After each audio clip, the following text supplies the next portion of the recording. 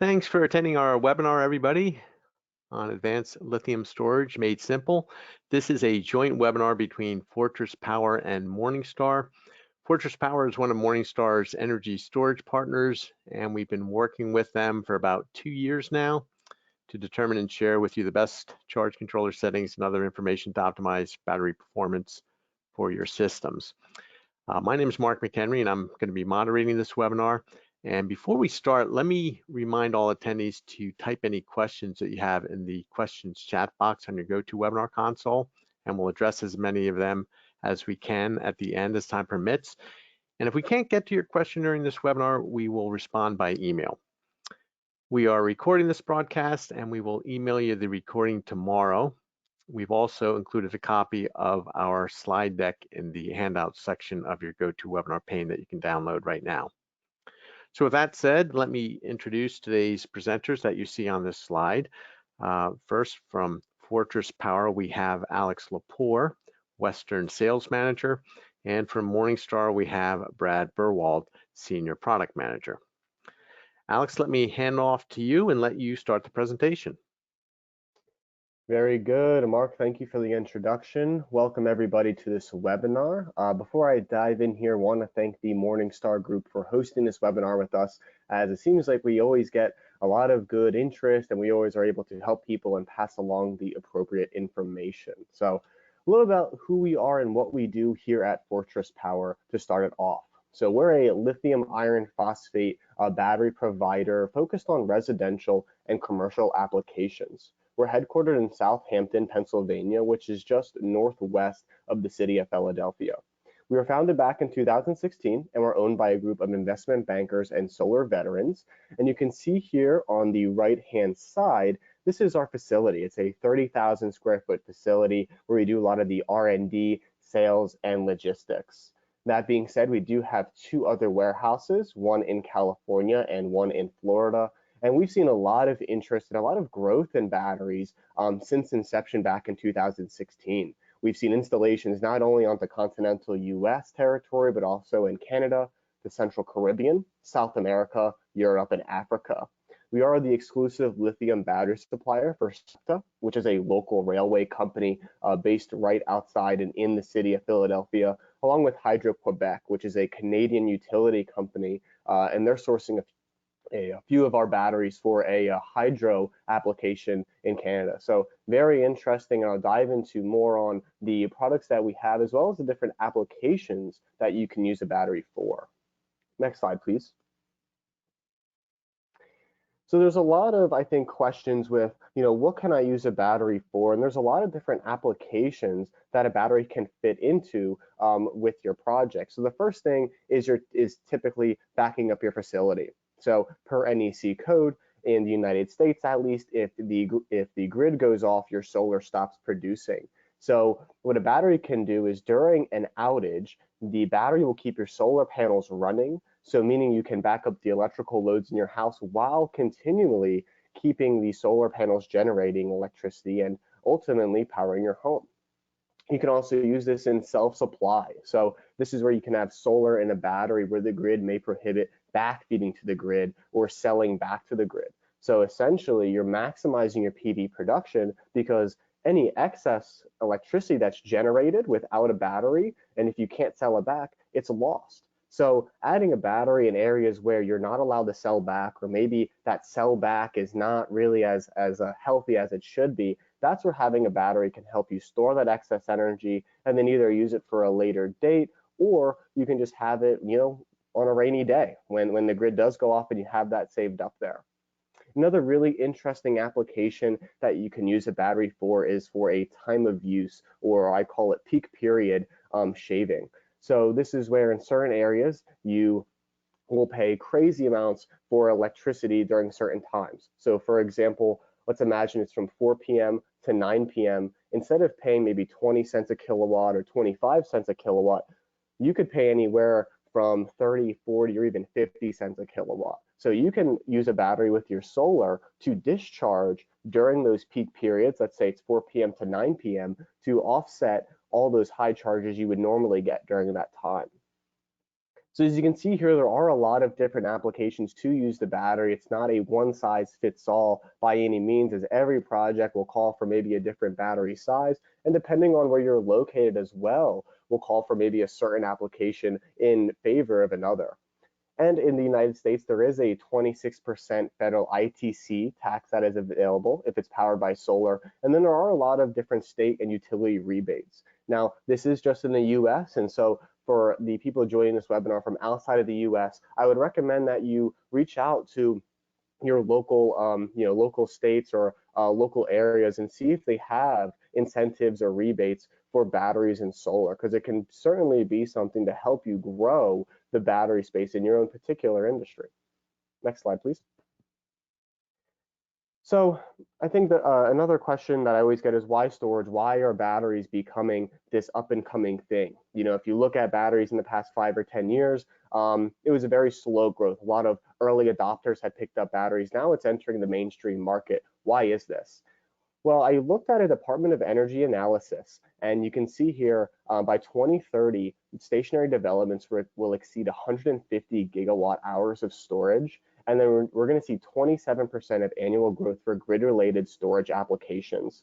So if you see here on this graph here on the right, the grid-related is the orange bar. You see from 2021 to the end of this decade, just grid-related storage alone is going to, it looks like 5 times over grow. So that being said, the largest market moving forward is going to be North America at 41.1 gigawatt hours, followed closely by other markets in Latin and South America, and also other European markets like in the EU or even in Eastern Europe. So if you really think about why storage, it's because of the economies of scale of many batteries all across the world. Next slide, please. And so I think it really comes down to 3 factors. The first thing is the battery affordability. So if you look at solar alone in the past 10 to 15 years, even in the past 5 years, the cost of solar has fallen over 20%. And so we're estimating that by 2029 that you're going to see a 46% price reduction in the lithium battery cells.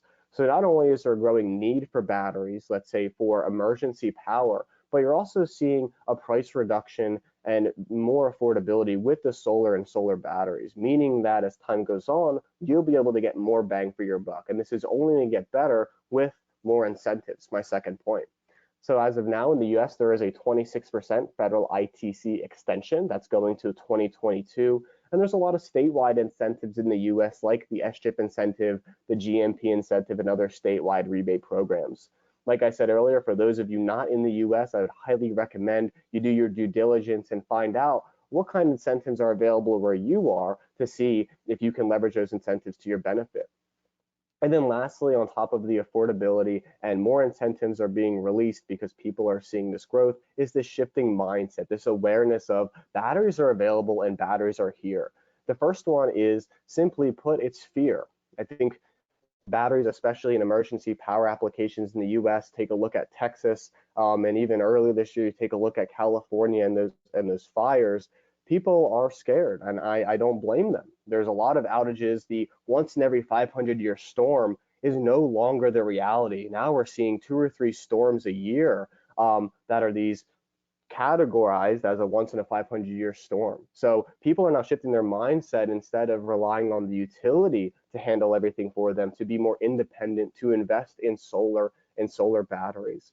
There's also this higher emphasis on renewables because of what we've seen with the statistics following climate change, right? With carbon in the air and rising temperatures, rising sea levels, et cetera, et cetera. So there's definitely more emphasis on renewables and more push for renewables to be the primary point for energy production or consumption, instead of fossil fuels, excuse me. And then lastly, I think is a lot of on the political administration side, you'll see more, I think, governments like in the US, for example, are now going to be pushing more incentives and pushing more into the green side of things. So you'll see between the shifting mindset, rising incentives following that shifting mindset, and then affordability because of the battery growth and economies of scale. I think this is partly why we're seeing such drastic growth with batteries, even in the past 3 years. Next slide, please.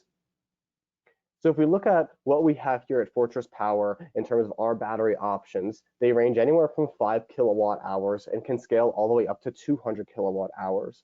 So from left to right, you see here we have two of our original models, the LFP5 and the LFP10, respectively. And then in the middle, you have the EVault 18.5, and then you have the newest EFlex 5.4. We've seen a lot of very interesting projects and good feedback on the EVault 18.5. Why is this? Because first one is that the LCD display on the front, so you can see your state of charge of the battery, how many batteries you have in parallel, the voltage of the battery, and then this particular unit can stack up to 12 for 200 kilowatt hours. So that's why I mentioned anywhere from 5 to 200 is really our bread and butter in that small residential and small commercial area. Some other cool features about the EVault 18.5 is that it does come with a relay-based BMS. I'll be touching base on that later in the presentation, along with the fact that it's just easy to install. Instead of having many small batteries in parallel to get a large capacity, you can use one EVault instead of many smaller batteries. So you can I would certainly recommend the EVault for any larger projects, maybe off-grid projects, or a project where they're wanting to offset their rate charges, like in time of use. And then we move over to its younger sibling over here, the EFlex 5.4. This is our newest unit, and this is a more modular approach to a similar idea with the EVault. So the EFlex can stack up to 15 for 80 kilowatt hours, and it's really neat because the aluminum enclosure is IP65 rated, so it can actually be placed indoors or outdoors. So between the EFlex and the EVault, these are certainly our two flagship products, but I certainly wouldn't want to discount the LFP5 and 10 as they have their own respective pros and cons. You can use the LFP5 and 10. The 10 can scale up to 2 for 20 kilowatt hours, and then the LFP5 can scale up to 3 for 15 kilowatt hours. So for any smaller residential projects, smaller projects where they might only need 10 or 20 kilowatt hours, then the LFP10 may be a good idea, maybe for larger projects, or if they have a smaller footprint, where they can actually put the battery. That's where I would see success with the EVault and the EFlex 5.4. Next slide, please. So a little bit more on the EFlex, because it is our newest unit. Like I said, it is stackable up to 80 kilowatt hours. And then the neat thing is it can be used for many of the different applications you see on the market. So not only residential energy storage like we do here at Fortress, but also commercial and industrial power backup, railway communications, telecommunication applications, military, and off-grid. Some other key features of the EFlex, it does have data logging, and as well as a Wi-Fi app for remote monitoring. So we will have an app for the EFlex or Wi-Fi remote monitoring, which will be available around in Q2 or so, I believe, is the last update I heard. And since because of its smaller form factor and its smaller size, this can be installed really anywhere. You can put this on the wall, you can put this on the floor, you can put it into a standard shelf mount solution like you see here on the bottom left, that small picture over there. So I think the key things here, it's a very smart unit because of the BMS. I'll touch base on that soon. You'll have monitoring available, and then the flexible installation, not only size-wise, but where you can actually install. Next slide, please. And I did mention I was touching base on battery management systems. So I will do a comparison later in the slideshow regarding how lithium compares with lead acid. And I think battery management systems is very, very important, especially when learning more about lithium batteries. So there's two kinds of battery management systems that are most popular, if not the most popular on the market, and it's a MOSFET-based BMS and a contactor-based BMS. So a MOSFET-based BMS is essentially a circuit board on your battery, which is going to prevent overcharging and deep discharging, overheating and low temperature protection, overcurrent protection, and has that cell monitoring and balancing feature. So in general, the MOSFET-based is going to allow you to have the battery cells protected in the event of a high surge, et cetera, et cetera. Now with our two flagship products, the EVault and EFlex, this is a contactor-based BMS, or it's also known as a relay-based BMS. So what is the difference between a MOSFET and the relay? The relay actually has an actual fuse and switch and is more mechanical versus, let's say, computerized like the MOSFET. So the contactor-based will have all the protection that the MOSFET based has, like the overcharging and overcurrent protection, the short circuit protection, the cell monitoring and balancing. But then the key feature with this is that it will have you enable the communication with different inverters like Morningstar, or communication between units in parallel, and having that remote monitoring feature. So I always recommend, before you dive into a battery, if you're looking at different batteries for different projects for your home or for your business, definitely ask about what kind of BMS are they using, because the BMS is certainly the most important part in a battery. And at Fortress, we chose the higher quality contactor-based BMS because as solar projects get larger, the inverters get bigger, having a sturdier BMS, the more robust BMS, is only going to pay off in bounds down the road. Next slide. And here are some quick technical specifications on the different products we offer here. So you'll see from left to right, the EVault, the EFlex, the LFP10, the LFP5, and then we also have a specialer LFP5 24-volt battery. Some key things here I just want to point out, won't go over each one of these individually. All our batteries are 48 volts. And you can see the stacking here of the EVault is 12, the EFlex is 15, the LFP10 is 2, and then the 5K 48 volt is 3. So depending on what size project you're using, especially in residential, you have all sorts of options to choose from, whether it's the EVault, the EFlex, or the LFP5.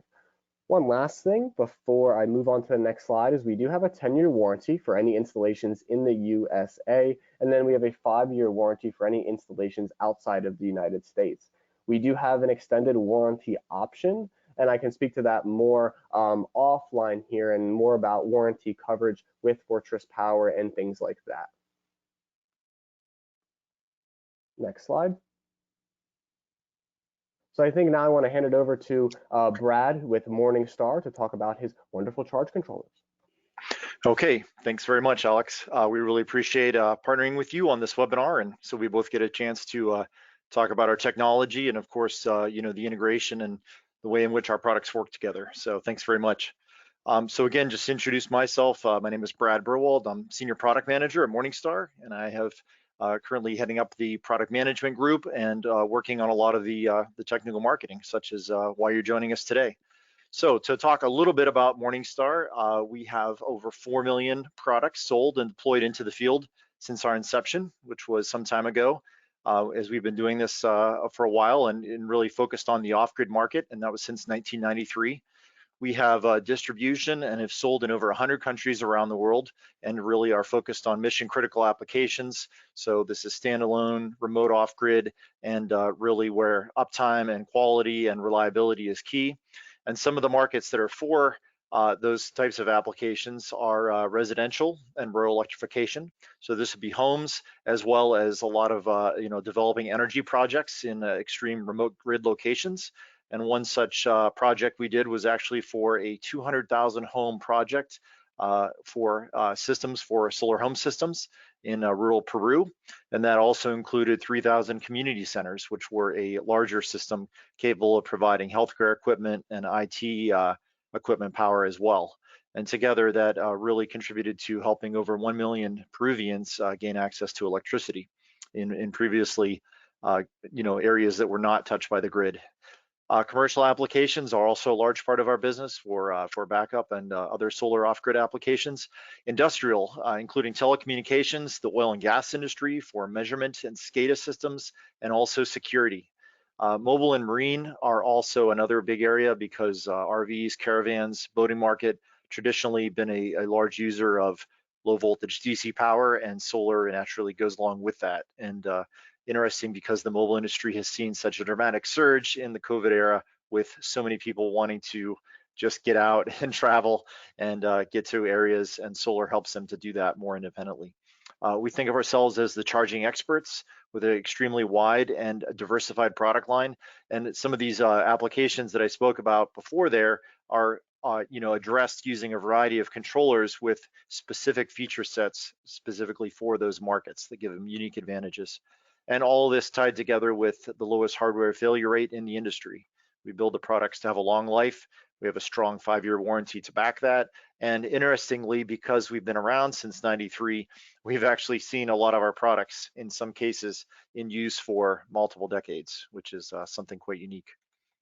So as I said, the charging experts is really Morningstar's moniker, and I'm going to talk a little bit about some of the product line here so you can see the diversity of models that make up our product families. So everything is divided essentially into 2 categories. These would be PWM solar charge controllers or MPPT controllers. And really the MPPTs have different capabilities and a little bit of a newer design, but both of them are a mainstay of our products and really still in strong use today, because depending on the application, either product charge engine can get the job done for you. It just depends a lot on your choice of solar module and configuration and what you're really trying to get out of the system. And here you can see a broader selection of our products, both PWM, PPT. We also have a small inverter line made up of our SureSign products, those of which have also been used in rural electrification, and they're also a mainstay of a lot of industrial applications because it is a extremely small, compact, fanless inverter product that gives a steady 300-watt pure sine wave output. And also all the products featured on this page are uniquely qualified to work with our Ethernet meter bus adapter. And that product is where we are focusing a lot of effort on, because data connectivity is a big part of off-grid systems now, with the low-cost wiring and wireless communication abilities of the industry, being able to get connectivity in some cases even with satellite and remote locations. Data access is really a part of many of the conversations we're having with off-grid solar products, and all the products featured on this screen using the EMC are SNMP compatible. Okay, so you'll see that the SNMP is enabled through that meter bus converter, and all the products that have COM ports can gain that ability. And you can see that in many other presentations Morningstar has been and will be giving in the near future. We think of the solar charge controller as the heart and brain of the solar electric system. It's really the area where all of the power is flowing into, of course, the battery from the array, and also out of the battery into the load. And all of that energy is passing through the controller where it can be monitored and measured. Its job really is to convert the PV panel voltages to the proper output, which could be a simple task or a more sophisticated one depending on the voltages. It prevents overcharging of the battery. It gives the right settings in order to properly charge the battery through programming of the meter or through a PC, and we'll be talking a little bit more about that later. And it's really critical that the right product is chosen for the application and for the battery type, because the wrong choice can quickly cause battery problems or even damage the battery. And that's why Morningstar works closely with partners such as Fortress to get a lot of that integration and detail worked out ahead of time so that customers can know which product will work best for their application. And in a lot of cases, you'll have either DC loads on the battery directly, or if using our inverter, you can power AC loads as well, including lights, computers, and other types of equipment. So we have a variety of applications that we can all support off-grid. In this case, you'll see a difference in the applications for a lot of our industrial and telecommunications focused applications will more likely be native DC powered. So those would be 12, 24, and 48 volt DC loads where we're powering them directly. There's no need to convert to AC. And that is more and more common, in all of the applications that I described previously. So Morningstar is the leader in both of these solar controller technologies. Also would want to cover a little bit about why you would choose one product versus the other. All of the products deliver longer battery life, better battery charging, and of course want to get the most power out of the PV module. Generally, that is done with either the MPPT algorithm for maximum power point tracking or PWM, which is a simpler but similarly effective pulse width modulation control. And what those technologies both do is they manage the PV array, they provide charging stages, and in many cases as many as 3 or 4 stages for the battery, and also in the case of MPPT, they'll provide maximum harvest of the PPT input circuit by tracking the IV curve. And that is so that we can optimize the operation of the panel and actually convert that power from a higher PV voltage down to a lower battery voltage. And our TrackStar technology is what is the sweeping and tracking algorithm used in all of Morningstar's MPPT controllers. And you'll find that it's extremely fast. I know not everyone gets a chance to get an oscilloscope and actually look at what's happening, but you'll see that many times in a fraction of a second, we can do a sweep of the array. We can find the most efficient operating point, which sometimes can vary depending on the site and the panel and the location and the level of sun. And we'll be able to convert that higher input voltage to battery voltage. And in doing so with an extremely efficient conversion process. As I mentioned, many of our products are fanless, and the reason is because their efficiency is so high, their cooling needs are greatly minimized. And that equals a lot more delivered usable energy into the battery. So every day at Morningstar, we talk to customers. I work closely with a products team, with the sales team, the applications team, and of course, tech support, also a critical team that works at Morningstar in order to solve customer problems. And we speak with a lot of customers about the use of different types of batteries, and more notably, greater amounts describing lithium. So as we get these inquiries, and what we want to do is we want to make sure that we give the customers confidence in the choices, feedback on their questions, and of course, many times pre-vetted settings where our teams have worked with our partners such as Fortress in order to get the most efficient and correct and accurate settings in place so that they can be put into our controllers for reliable battery charging. Okay, and the Energy Storage Partner Program is what frames all of this work with the various partners that we have in the industry. And what we do is we, as I said, talk with them, their technical teams, and we consolidate a lot of the feedback into an agreed upon set of programmable settings, or in many cases, just a preset file that can be loaded easily into our charge controllers. And this makes sure that we're consistently providing the best experience in managing that battery. It really simplifies installation. It makes it a lot less complex because the settings can be loaded as a single file and you don't have to dig into all the details. And the users will have confidence and also strong documentation from our website that they can rely on for those battery choices. So, and Fortress is, of course, having the many models. We've worked together with them several times in documenting their ongoing new product releases so that we've got this information on our website. Okay, so that's a little bit of an overview of Morningstar and our products and technology. So with that, I'm actually going to hand the presentation back to Alex so he can go into further detail on Fortress's products. Thank you, Brad. Thank you. So in this battery technology comparison, the purpose that we are doing this is because there's a lot of questions on not only lithium batteries in general and the different types of lithium batteries, but lithium versus lead acid and all those different kinds of approaches that people take when wanting to store their energy. Next slide, please. So there are three popular lithium chemistries on the market, including lithium iron phosphate, which is the chemistry that Fortress Power uses, lithium ion or nickel manganese cobalt, which is something similar to what a Tesla uses or LG Chem, and then there's a lithium polymer, which is similar to what is the battery in your phone, for example. So the reason why we chose a lithium iron phosphate boils down to three main reasons. The first is the safety. So the lithium iron phosphate chemistry is hands down one of the safest lithium chemistries, if not the safest lithium chemistry on the market. I'm sure we've all seen the footage of lithium ion or the nickel magnesium cobalt batteries experiencing that thermal runaway. So the first thing was the safety of the lithium iron phosphate is the gold standard for batteries, especially with a battery that's going to be in or near someone's home. That's especially why we chose to go with the lithium iron phosphate chemistry. The second thing is the eco-friendliness. So you can actually recycle lithium iron phosphate much easier than you can with a lithium cobalt or lithium polymer. Now, why is this? From what I've understood, this is because of the added element of cobalt in a lithium ion or NMC battery that makes it much not only harder to recycle, but a lot more expensive.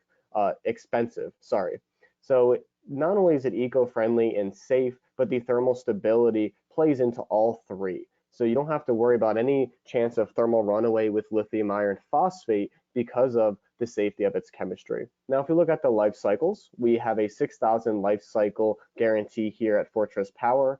The NMC chemistry has around like 3,000, they're 3,500, and then the lithium polymer has around 1,500. So between the life cycles and the safety, This is why we chose the LFP chemistry. And I have a really nice chart in the next few slides that breaks down each different chemistry and then other features and different pros and cons moving forward. One last thing is the energy density of LiFePO is actually less than the NMC. So although, like for Tesla, for example, their car series, like the Model S or the Model X, it certainly makes sense for them to use an NMC battery in their car line because they need a very dense battery to move that car from point A to point B. Now, in the case of home energy storage, where you want the safety, you want the thermal stability, and the long life cycles, that's why I've seen a lot of people now considering the lithium iron phosphate version because of those few different things. So I think for home energy storage, phosphate's the way to go. But that being said, NMC or lithium polymer have their own respective pros and cons, whether it's an EV or whether it's in your phone. Next slide, please. So one thing I like to show is if you guys head over to YouTube and type in LFP versus NMC safety test or nail test video, it's a very interesting video where they take a 10-penny-inch nail and drill it through the center of both kinds of cells. So you see here on the left-hand side, we have an LFP cell drilling the nail right through the center, and you'll see throughout the video, there is some minor smoking that takes place, but you can see here, it's gonna go right through, it comes out, you're good to go. If you look over here on the right-hand side, however, this is the same test with a 10-penny-inch nail with a nickel magnesium cobalt technology or cobalt cell, and it goes full-on apocalyptic, bursts into flames, the whole 9 yards. So the purpose of this is that if you have questions or people have questions on, why is this, show them this video. And I think this video is a great illustration of you can drill a nail right through the lithium cell or a lithium iron phosphate cell, excuse me, with no, granted, I'm not going to recommend that, but you could do it and there would only be some light smoking in comparison to the right-hand side over here. Next slide, please. So when we look at why lithium, I think it boils down to maybe 8 or 10 key facts. The first thing is the long lifespan. I mentioned 6,000 cycles versus 3,000 cycles versus 1,500 cycles, and then the low energy cost in the long term. So although with lithium iron phosphate, you may pay a little bit more upfront because of the longevity and the high cycle life, you're actually paying less per kilowatt hour versus another option or even a lead acid option. Has a very high round trip efficiency at 98%, and it's very compact and more lightweight than a lead acid battery or another lithium battery. Another cool thing with lithium is that there is no ventilation needed. In standard lead systems, like a flooded lead acid, there is a need for ventilation. There is no ventilation with lithium, and there is no maintenance either. So you don't have to go back and fill up the water or, kind of take part on those mundane tasks with lithium you install, and then you're done. The other cool feature is it can do 100% depth of discharge and has the ability for fast charging and discharging, and it also has a more consistent discharge power. Now, why do I say consistent discharge power? Well, if you folks can look at my second graph here on the bottom left, you'll see on the bottom, this is amperage, and then on the top, this is capacity. So you'll see here we have an LFP as the green line, you have a flooded lead acid, an AGM, and a gel battery. So the purpose of this is showing that as your amperage increases, aka you're pushing more load out of the battery to the electrical loads, to X, Y, and Z, your capacity is going to stay the same. You're not going to lose any capacity as you increase your amperage. Now let's take, for example, the red line, flooded lead acid. Your capacity starts off very high, but as soon as you start pushing out current, your capacity drops rapidly. So what does this mean? This means that when you're sizing a battery, specifically a lead acid battery, and you're knowing that you're going to have to push out 50 amps at one point for an electrical load, you're actually going to have to size it much larger because of that capacity drop as your amperage increases. So, for example, if you had a need for a 200 amp hour battery bank, lead acid, you would have to get a 400 amp hour battery bank because of the drop in capacity and that you can only discharge at 50%. In comparison with lithium, you could get a 200 amp hour lithium battery because of the 100% depth of discharge, and then you're good to go. So there's no need for oversizing to compensate because of that main chemistry difference. Next slide, please. And then if we look at the space comparison of LFP versus a AGM battery, you can see here on this picture, we have the Fortress E-Vault, the 18.5, beautiful unit. And then you have here some AGM batteries. Now, even this is 250 amp hours of battery bank versus 360 amp hours. So this eVault is less than double the size of this bank here on the left, but has 110 more amp hours of capacity. Wow. So really, LFP in comparison to lead acid, not only is it a third the size and a third of the weight, but you can use it more. There's no maintenance. There's a lot of benefits to switching over to lithium, especially from the traditional lead acid approach. Next slide, please. So if we look at a comparison of all the different battery technologies out there, we have a good old LFP over here on the left-hand side, lithium ion, or that nickel manganese cobalt, lithium polymer was that battery in your phone, the flooded lead acid, AGM, and then nickel iron. Two things I want to basically showcase here on this comparison is this idea of energy throughput. Energy throughput is the total amount of energy a battery can be expected to store and deliver over its lifetime. So for example, we look at LFP, you can expect to store and deliver 47 megawatt hours throughout the lifetime of this battery. If we look at some other batteries out there, lithium ion is only at 22 if we're rounding up, flooded lead acid is only at 2 if we're rounding up, and the only one that even comes close is a nickel iron at 41.6. But heck, I mean, look at the cost of a 10 kilowatt hour battery. You're paying 2, if not 3 times more for a nickel iron for a comparable energy throughput in megawatt hours.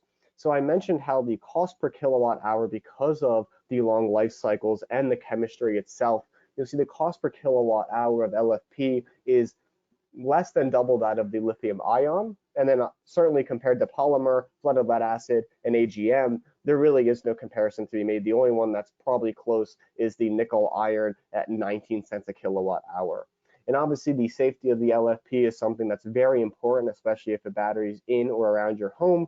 And then there is no maintenance like in a flooded lead acid or in a nickel iron battery. So when you're choosing your battery, keep a lot of these things in mind, because LFP is certainly a good choice, but I always say not one battery can fulfill all the different battery applications out there. There's all sorts of projects, there's all sorts of ways that things can be done. So keep that in mind. LFP may certainly make sense in one application, but it might not another application where an AGM could take its stead. So keep that in mind as you look at different battery technologies outside of just lead acid versus lithium, because there are subcategories in that as well. Next slide. So before you choose, there are 7 lithium characteristics that definitely affect your system behavior. I won't dive into this too much for the sake of time, but the first thing is that battery management system. I mentioned the MOSFET-based BMS versus the relay-based BMS is the most important thing. The second thing is the narrow voltage range. So there's less fluctuation or traveling between the low and the high state of charge. Cold temperature charging. Lithium is not particularly fond of cold temperatures, so I would always recommend that if you are in an environment where you're installing lithium in cold, you might want to throttle back the charging and or discharging in those temperatures. For more questions on temperature ranges, just throw them in the chat and I'm certainly glad to address them. The full discharging of the battery, we recommend an 80% depth of discharge versus 100% depth of discharge, which means of how much of the battery you're using, 80% of that battery versus 100% of that battery, the low self-discharge, and then the high charge or discharge rate. So meaning that depending on how the battery self-discharges when it's low, or how you're charging or discharging the battery in that C rate, that's going to affect how long your lithium battery is going to last. And then the last thing is the higher upfront cost. So like I mentioned before, although lithium iron phosphate may have a higher upfront cost, you're also getting more bang for your buck. It's like when you purchase a car. You have the car that gets you from A to B, but then you have the car that gets you from A to B, but you have air conditioning. So although the higher upfront cost, you're really investing in a higher quality battery that's going to last longer. And with power being more important than it's ever been, especially in modern society, that's why we're seeing lithium really take center stage. Next slide. And then Brad, I'll pass it back to you. Yep, thanks very much, Alex. Yeah, so it's great to hear about a lot of those features just on the last slide there, and talking about the characteristics of lithium. So we heard about the economics and the technology and the chemistry, but when you get into the details of the charge controller, this is where we'd like to take some time to look at a few of the specific things that we do with the charging technology to make sure that it's an excellent fit for this chemistry. So as Alex had mentioned, low temperature charging.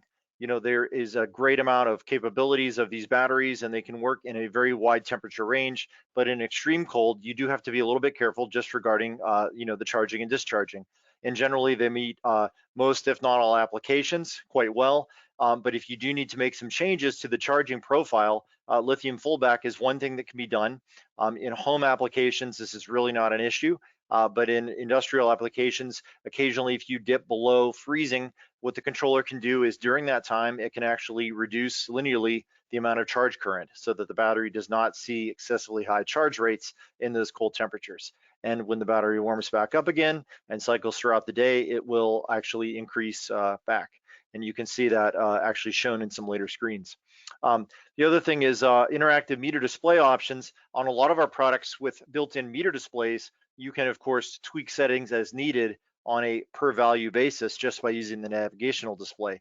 So while we give you presets for a lot of these battery models, specific to the ones that Alex showed us earlier, such as the eVault, you can actually go in and even tweak those further if you want right in the field at the site. Certain batteries also can look at a signal from an RTS, and they can actually see temperature, and they can sometimes give feedback to the batteries when you want to disable charging based on low temperatures by communicating directly to the BMS. This varies across products, but it is something that can be enabled on many of Morningstar's charge controllers. These settings are easily programmable via USB. So when you connect it to a PC and load these settings, the entire charge profile, including temperature, voltage, compensation, high and low voltage disconnect, all these settings can be deployed in one quick, easy configuration file. Another feature that is a bit unique to Morningstar and really comes in handy because of what Alex had said about the more narrow voltage range. What we mean by that is, lead acid has a lot of travel, anywhere from, the low 11s all the way up to sometimes into the 15s in terms of voltage on a 12-volt system. And of course, in 24 and 48 respectively when multiplied.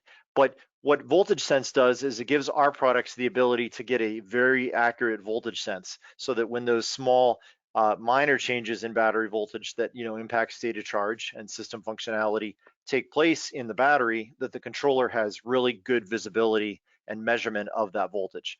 And how we do this is we accomplish this with a secondary sense line that's connected to the battery posts, and those wires actually go around a lot of the bus bars and breakers and disconnect and interconnection hardware that over time can introduce voltage drops. So we get a really clear picture of what exactly the voltage is right at the battery posts, and that brings across much better charging accuracy.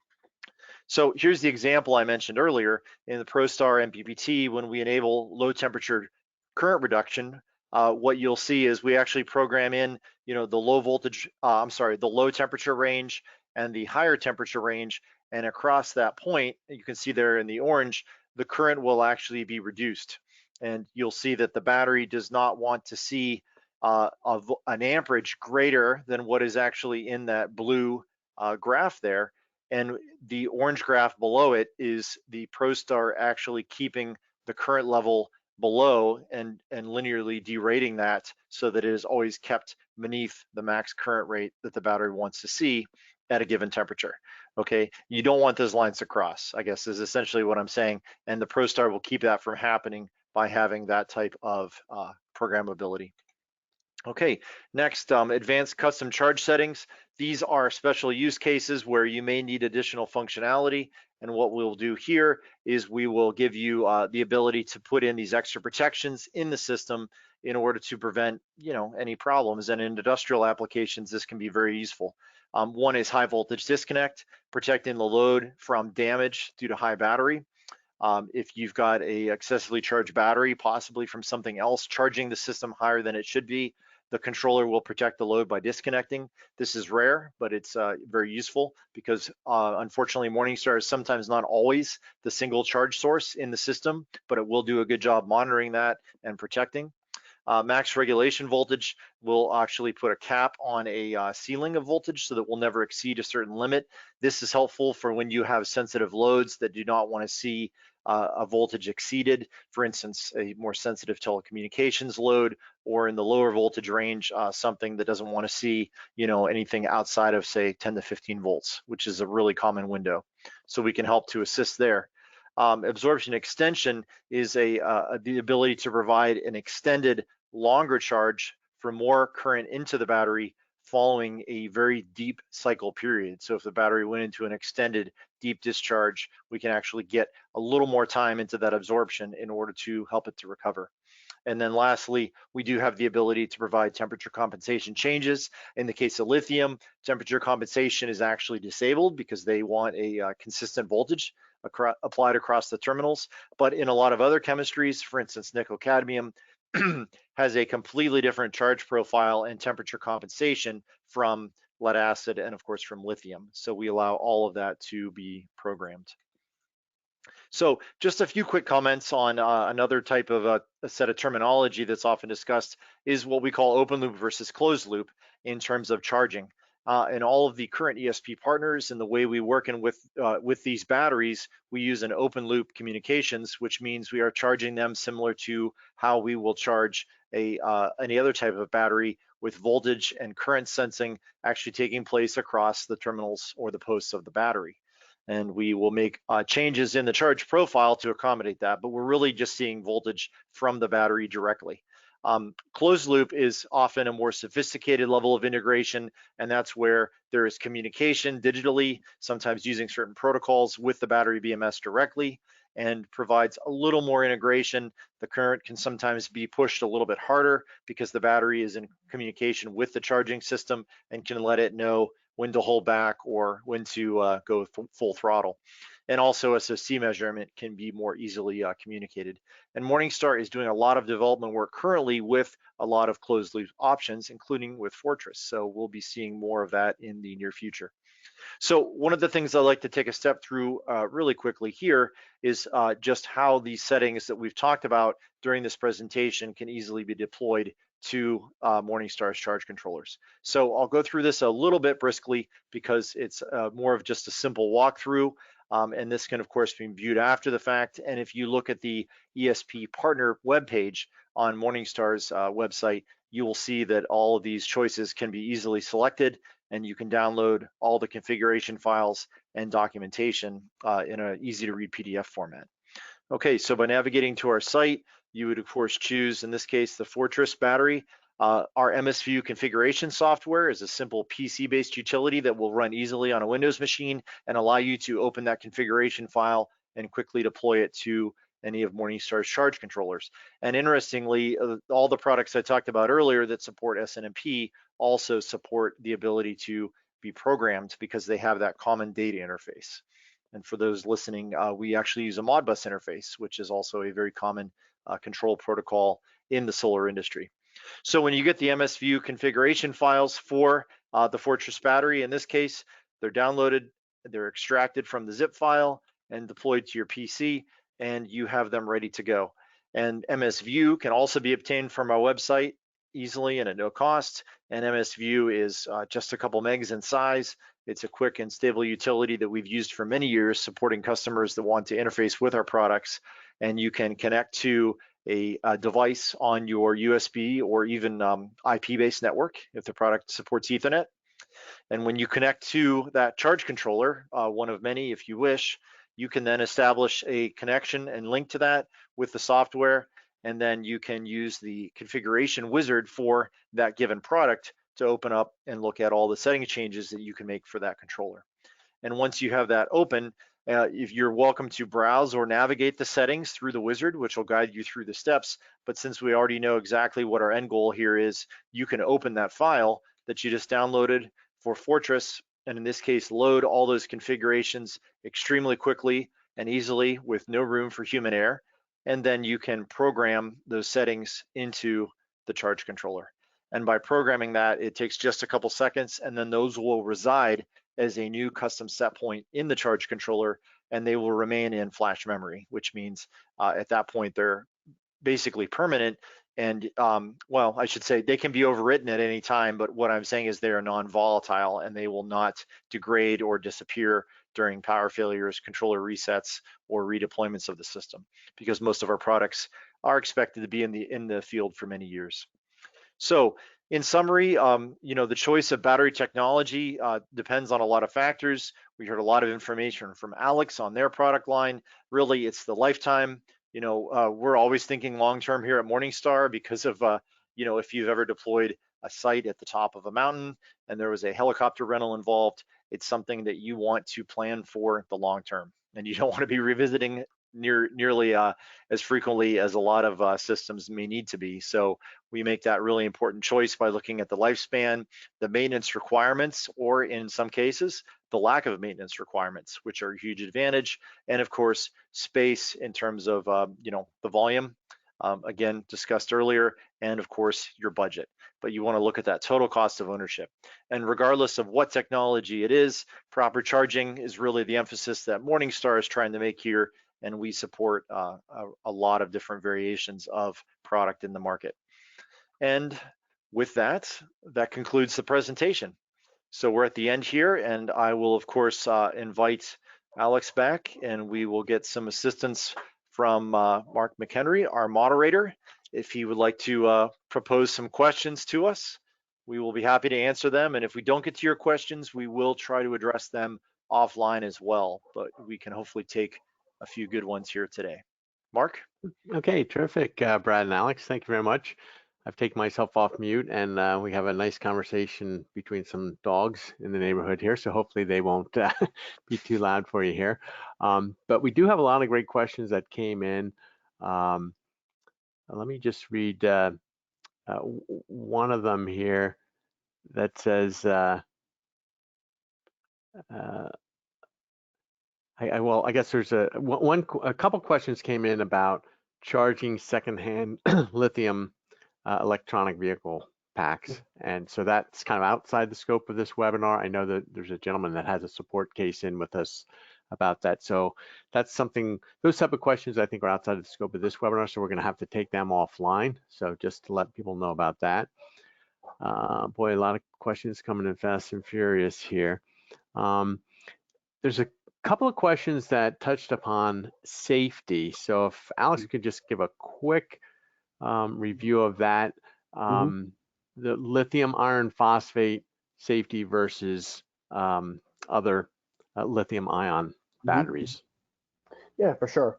So I think the main difference, like I had shown you guys in the slideshow, was the iron phosphate versus the cobalt. The main reason why we're seeing phosphate as a much safer option, less likelihood of thermal runaway, is because it does not have that added element of cobalt. Now, granted, I'm not a chemistry professor by any means, but I have heard and I've learned through my time that cobalt is particularly in some instances, can be subject to thermal runaway. So that's why you've seen with Tesla or LG Chem that they use and have had those cases. Now, why would Tesla want to use a NMC chemistry or that cobalt chemistry? Because it may make sense for their electric vehicles, their cars, because they need a lot of very small space to move that car from A to B. But with phosphate, on the other hand, since it's less energy dense, that's where we see for home energy storage, phosphate has more advantages because it can cycle a lot longer and it's obviously a lot more safer. Just like on that video I showed on YouTube with the LFP versus NMC Nail Test. So there's a lot of videos like that showcasing the safety of different chemistries through different tests. And I think time and time again, the tests are showing that lithium is the gold standard. Or sorry, lithium iron is the gold standard. Gotcha. Okay. Well put. Question here: what is the warranty on Fortress batteries in Puerto Rico? Puerto Rico, I believe it's a 10-year warranty. However, I would want you to confirm with one of my Latin America sales representatives. Being a U.S. territory, I believe it's 10 years, but I want to get you over to the regional manager there so he can confirm that for you. Okay, very good. There's a number of questions about charging lithium batteries in cold temperatures. Roughly what type of cold temperature ranges are we talking about here? Yeah. It's a really good question. And so I know at Fortress, we recommend anywhere from 32 degrees Fahrenheit to 113 degrees Fahrenheit is really where you want it to be as a whole. Now, granted, if you do get into some lower temperatures, if you're in the north, I know in Canada, or even in the northern parts of the States, it gets pretty darn cold. So I'd recommend if you are in those colder temperatures and you're expecting it to get cold more often than not, then I would recommend looking at something like having a space heater in with the battery, or maybe some portable heat strips you can put on. There are certainly options out there if you're in a cold environment to keep your battery running. You just want to discuss that with myself or someone from my team to see if it can be made. Now, granted, if you do have a battery and it does get cold once in a while below that 32 degree Fahrenheit temperature, that's not going to, quote unquote, ruin the battery, let's say. You know what I mean? It's not going to have terrible effects if it gets to 29 degrees, a dozen times over the course of the year. I'm more speaking to consistently cold temperatures will affect the battery as a whole over, 10 years like we have in our warranty. Okay, very good. We have some questions here about people wondering how they can get their NABCEP CE credits from attending this webinar. So as long as you did attend, we will email you that certification. So you'll get that within a few days. Hey, Mark, I yes. want to mention there's just a couple questions I just caught here that were really relevant. If you don't mind, I'll grab Sure. those real quick now that I got a chance to look over the list. One question was, we demonstrated the lithium foldback ability for the charge current in low temperatures. And we had a really good question is, when is that feature going to be available for the TriStar MPPT? And the answer is that product does not have that feature right now. But the reason I want to bring that up is because it is important, because that is a larger controller, a little bit earlier model, and we are integrating that feature as well as many others, including even some closed loop communication options with a variety of standards on the market in an upcoming model for that product. Okay, so we are working on that and it will be available, but you will see that the lithium foldback and current reduction is something that is available on the ProStar MPPT and PWM. The second thing that did come up is, since I did touch on SNMP, I know this is a little bit of a different nature of topic, but there were some good questions on that. And I just wanted to, if I can make a pitch for Morningstar again here really quickly, if you are looking to do SNMP polling, meaning request data from the controller, not just use the trap notifications, but get SNMP data, there is actually going to be a webinar on that tomorrow. So if anyone else who tuned in here today would be interested in that, I would invite you to check back, because that will probably answer all of your questions on that topic. And SNMP polling is available for all of our products now, more recently. Okay, thanks, Mark. Those were just two I wanted to grab really quick. Yeah, and while you mentioned that, a couple of questions came in about charging Fortress's 48-volt batteries. So you would want to use our TriStar PWM or our TriStar MPPT controllers for that. Mm-hmm. Some people had a question that they said, can you charge 48-volt batteries? So absolutely yes. Those would be with one of our TriStar controllers. Okay, let's see. How would Fortress lithium battery perform in areas with 100% humidity with condensation? It's a good question. There's a lot of places, like in the islands or in Latin America, South America, where that is a reality. And what I would recommend there is we take a look at the EFlex. I mentioned that enclosure is IP65 rated, so it does a very good job in terms of resistance against moisture and humidity in those kinds of areas. If, for example, you are looking at the EVA on one of those areas, there are a lot of different enclosure companies that can make a NEMA 3R rated enclosure or a similarly rated enclosure to protect it against high humidity or salt or moisture in those kind of environments. So there's a lot of creative ways. If it's with the EFlex, it's pretty much there with the enclosure, but the eVault, we may just want to take a look at some other enclosure options, just to rather be safe than sorry. Okay, very good. Question, can you talk a little bit about recycling and disposal afterlife? Yeah, absolutely. So Fortress Power, I know with the phosphate chemistry, like I mentioned, can be recycled. There is a company called Battery Recyclers of America. And what they do is they have 3 EPA treated facilities, at least in the United States, where you can safely recycle the battery. So what they'll do is, let's say after the 10 years is up with your EVol battery, you would contact the Battery Recyclers of America. They would come pick up that battery and then take it to a recyclable plant where they recycle everything from the lithium cells to the aluminum on the casing to even, parts of the copper for wiring and things like that. So the company I've referred and I've talked with and worked with is Battery Recyclers of America. Okay, very good. Question here from Carrie. With the lithium foldback, I guess this is for Brad. With the lithium foldback feature, would it be possible to leave a system connected when not being used off-season without damage to the battery system? Yeah, I mean, one of the facts that, I mean, if you program the lithium setting, for low temperature feedback, it will, of course, limit charging. It will still provide some charging, but it can be set to be proportional to the amount that the battery can take. And that really varies depending on the battery manufacturer. And that's something we could maybe check offline with Alex to see exactly what that curve would look like, because it doesn't have to be an all or nothing proposition of on off. It can actually derate. In terms of an off-season use, that definitely would also be a good application for lithium, because it's really not too affected by being at a partial state of charge. It's perfectly happy to sit there. We want to make sure with lead acid in a remote cabin that's unattended that we're always giving it a proper absorption or flow charge, because we've got to keep it happy and healthy during that time that it is not in use. But with lithium, I know they can sit for extended periods of time. In fact, some prefer that to not be at 100% state of charge for long periods. So they would be an excellent choice there. Yeah, and Okay, to kind of piggyback on what Brad said, sorry, Mark. Typically, especially with batteries, you wouldn't want your battery to sit and stay stagnant for even more than 6 or 8 months. And I always recommend, if you do foresee yourself having the battery sit somewhere for longer than that time, just cycle it one time throughout that period. Being electrolytes, and you have to remember it's a fluid in there, you want to make sure that you're cycling it so the chemical reaction is going to get you the life cycles and the lifespan that, obviously we guarantee here at Fortress. So very good question, very good point in terms of, how long can I let this sit here? Okay, great. And does Fortress offer a 12-volt battery? We do not. We just have the 48-volt solutions as our main line, and then I did mention we have that 24-volt battery for special projects or custom projects should the need arise.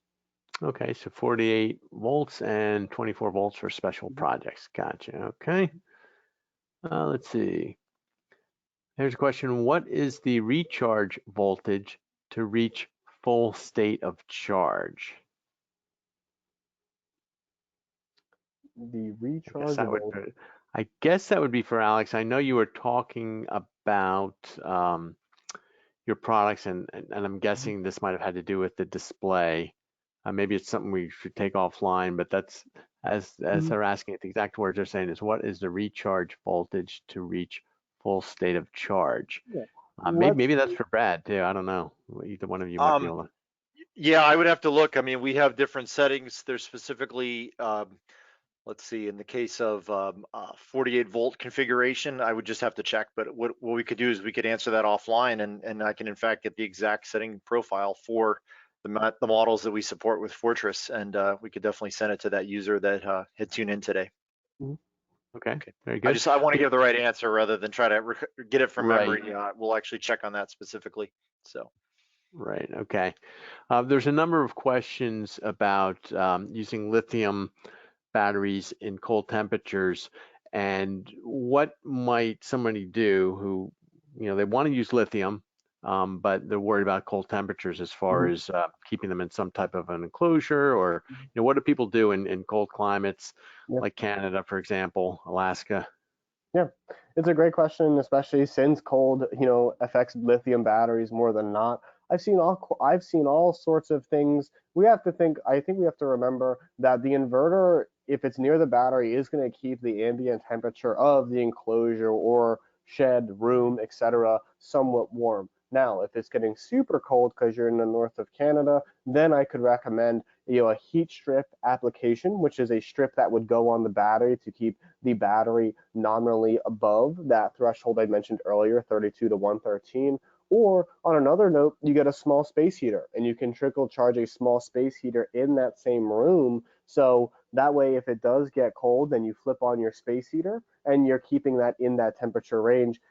Let's say we're assuming here that the battery and the inverter are all in the same area. So seeing things like that, heat strips, space heaters, and if it's an indoor battery, like most of them are, unless it's outdoor, then it should be inside somewhere like in an attic, a basement, a laundry room, a utility room in a house. And hopefully your house isn't getting below 32 degrees Fahrenheit.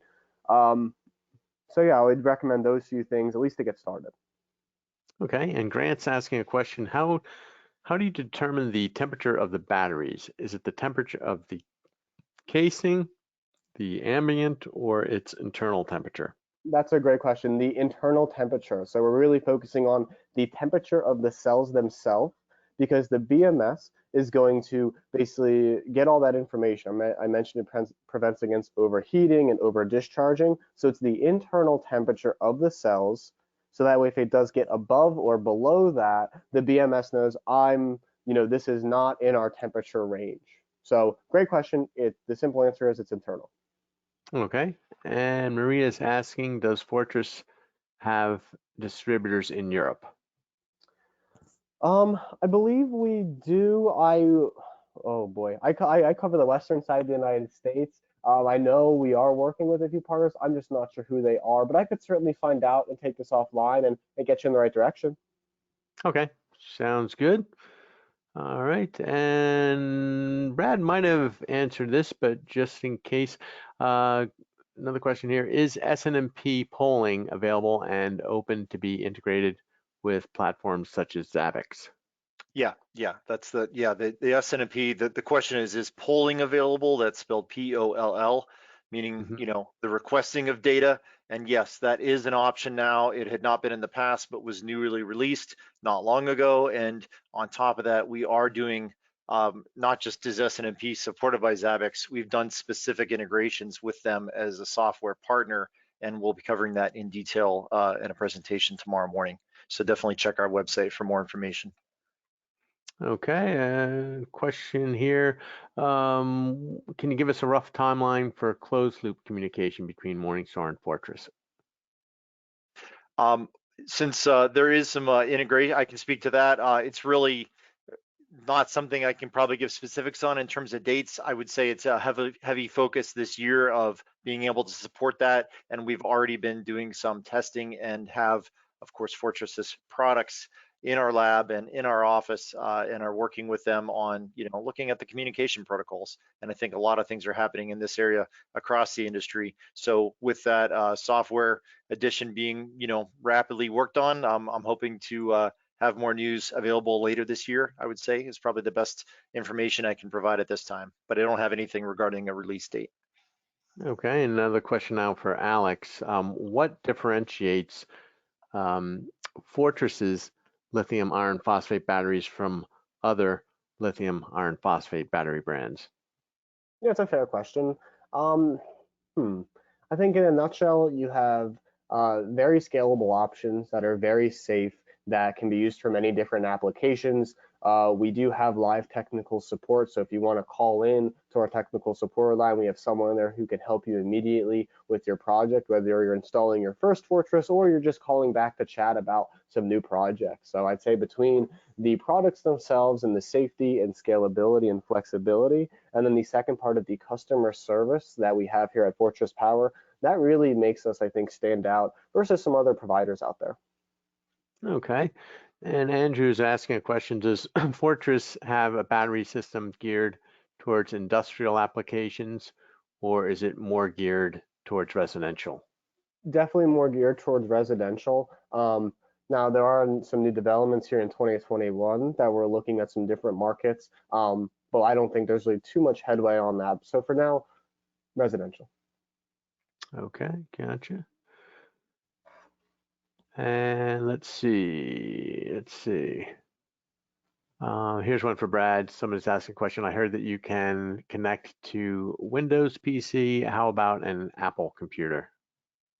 At this time, we get this question occasionally, and I'll mention a couple things. MSVU, our software utility, because it does use serial communications, not just USB, but a lot of industrial applications require like an RS-232 protocol, is currently for Windows machines only. I have seen several simple and often low or no cost emulator software programs for Macs that can be used as well. One of the things that I'd like to mention as well is that overall we understand the need for greater platform support and communication with the products, and for this reason MSVU is legacy software that is used as a utility across the industry, but we are in general moving more towards web-based applications and mobile applications as a way of configuring software on our products. You'll see that a lot of the meters got updated so that they can be actually configured right at the product meter itself, without the need for a PC. And if you look at our EMC software and some of our upcoming product releases, you'll find that they have Ethernet as standard, and they use a web-based interface, which is agnostic of the operating system. It can run on Chrome, Safari, Firefox, any type of, even a mobile browser.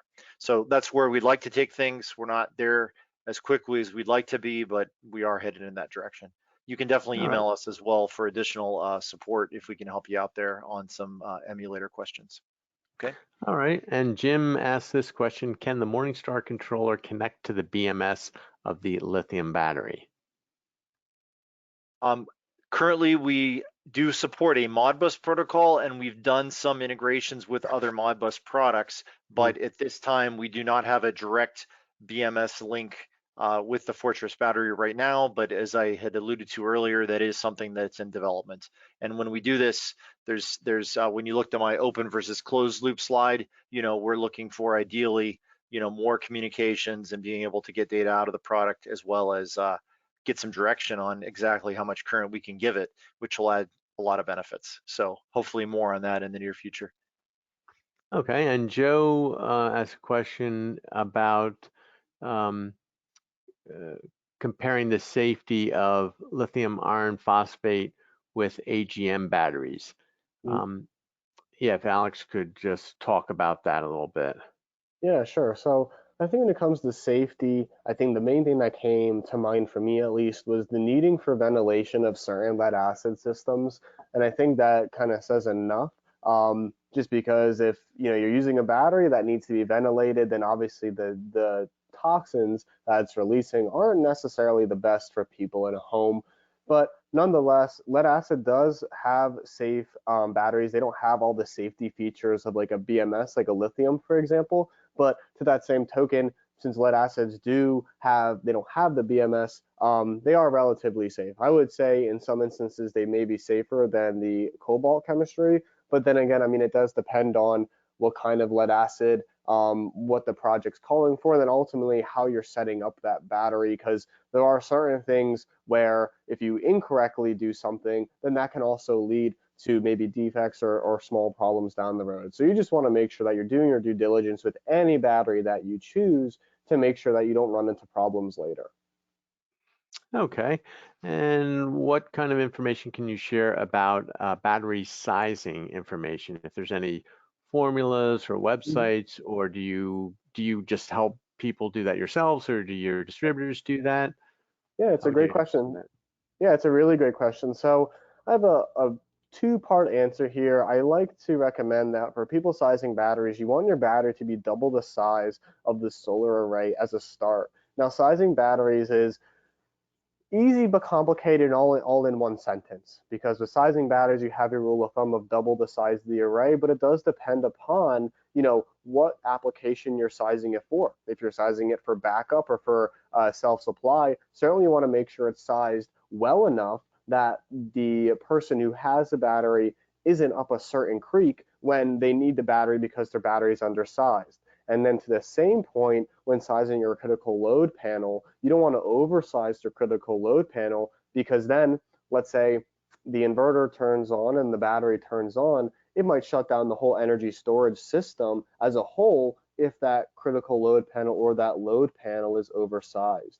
So there are things we can provide here at Fortress Power. If you just email sales@fortresspower.com with any system specs, that's one thing that you can do. And if you want to get another set of eyes on it, there are a lot of tools out there. There's Energy Toolbase, there's Energy Sage. There's also just online tools that you can take a look at. And there's some tools on our website, fortresspower.com, that you can refer to for more sizing. Some other of our distributors also provide sizing support for those projects. So I'd say, if you were sizing up a new project and wanted a few people to look at it, you could reach out to Fortress Power directly, a Fortress Power authorized distributor, or go online, go to your friend Google and look up some different sizing tools like Energy Toolbase or Energy Sage.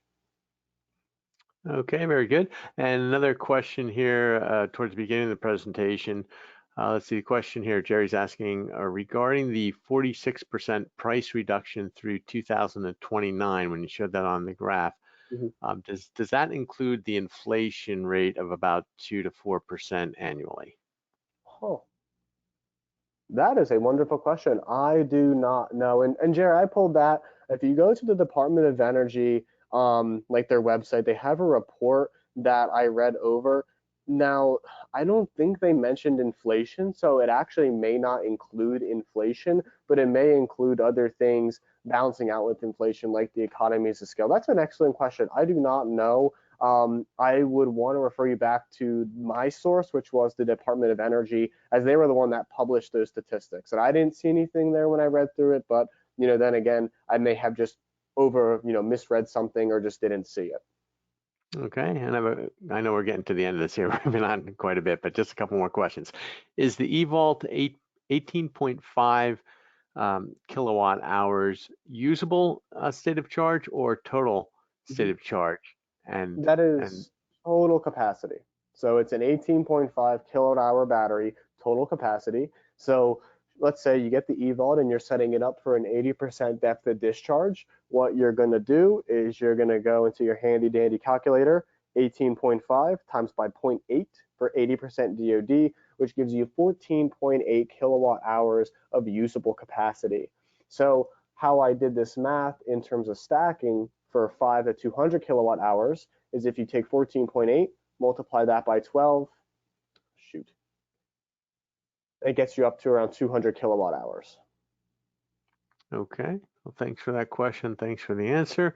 And let's see, a question here. What are the rough costs for eVault 18.5 and EFlex 5.4? Is that anything you can discuss here? Is that they have to get in contact with the distributor? What's the best way to answer? I would want you guys to get in touch with one of our authorized distributors. Head over to our Where to Buy page on our website, and you can find, depending on where you're located, different distributors based on where you're located. I would certainly recommend that because there may be other things for your project that your particular distributor can also help on, like maybe the balance of systems or any cables that you might need, and obviously the battery itself. So I would want you guys to go to the Where to Buy on our website and then get in touch with your local distributor based upon where you are.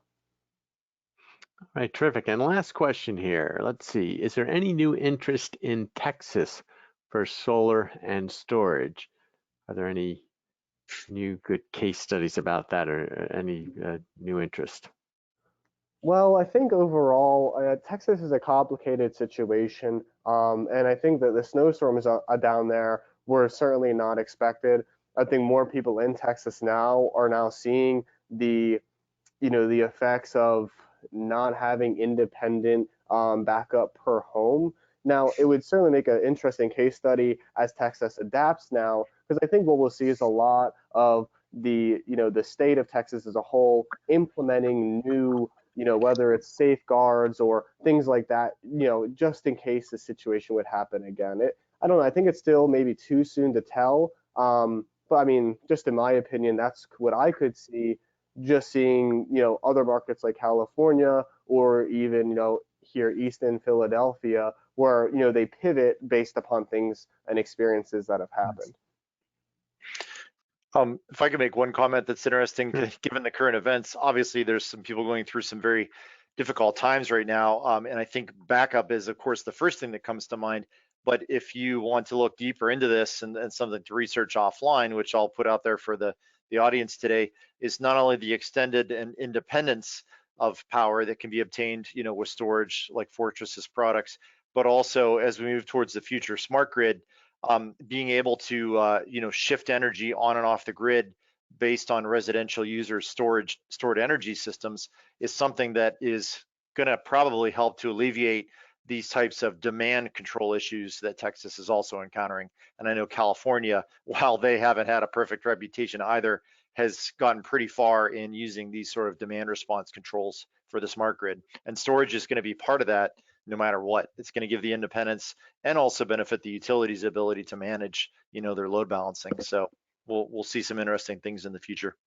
Yeah, well said, Brad. Well said. All right, so with that, let's go to the last slide, which is the thank you slide. I'm going to close things out here. You'll see the contact information for Fortress Power, both the phone and email address here. We'll just leave this up here for a few more seconds, so in case you need to take any of this information down, you can just go to their website or just jot the information down here for Fortress Power and also for Morningstar Corporation. All right, so with that, thank you very much, Alex and Brad, and thanks for all of you attending. We're going to close out the broadcast. Take care. We'll see you next time. Okay. Thanks, everyone. Thank you.